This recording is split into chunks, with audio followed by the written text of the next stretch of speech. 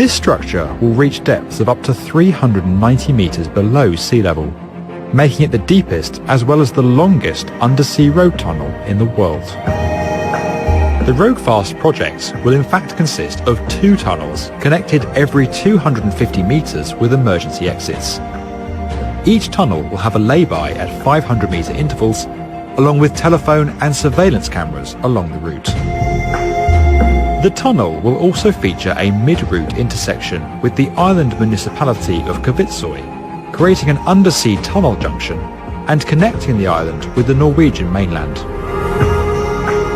With work begun in 2018, this element of the project is set to be completed by 2026 at a cost of $2 billion.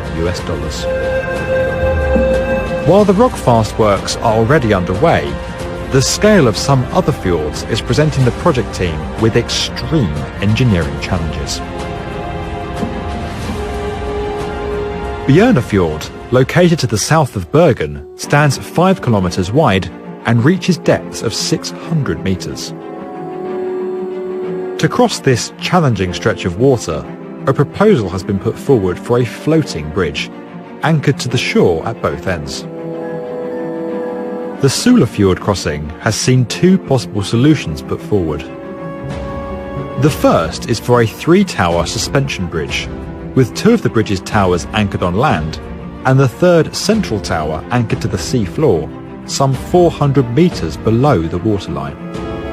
An alternative proposal for a submerged floating tunnel would see 2 interconnected tubes running side by side, tethered to the seabed using high-strength cables. Crossing the Rumdelsfjord will require a 16-kilometre undersea tunnel, much like the Rogfast project, from Ålesund to Midsund, followed by a 2-kilometre suspension bridge connecting onto Molde.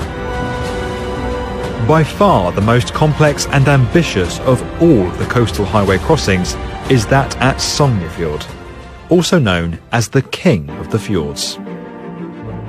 Norway's largest and deepest fjord is over 3.7 kilometres wide and an incredible 1.3 kilometres deep at its lowest point. While these extreme distances pose their own challenges, engineers must also account for the high number of ships that enter the fjord on a regular basis.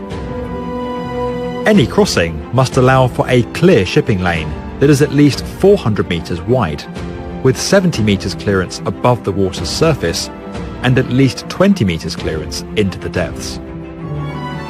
To deliver this, the project team are considering numerous different types of crossing for this fjord. The first is a traditional suspension bridge. With a 3,700 metre crossing, such a structure would be almost double the length of the world's current longest bridge and would require support towers at least 450 metres tall, significantly eclipsing the 343 metre tall Millau Viaduct in France to become the world's tallest bridge structure. A floating bridge is also being considered. However, this structure would need to raise to allow ships to pass, and achieving such a feature in a bridge that is only anchored to each shoreline poses considerable engineering challenges that are yet to be overcome. In a similar proposal to that found at Sulafjord, a submerged floating tunnel is also being considered. This proposal would differ slightly to its counterpart due to the extreme depth of Sognefjord. Rather than being tethered to the seabed, the tunnels would be suspended from floating pontoons that would allow ships to pass overhead.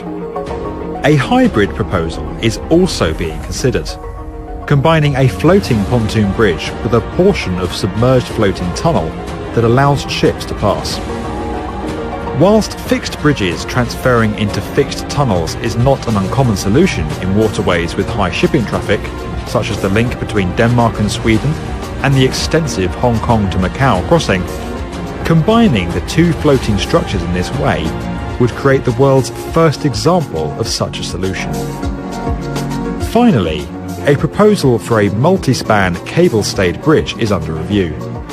This structure would feature 4 floating pylons tethered to the seafloor, rather like oil rigs.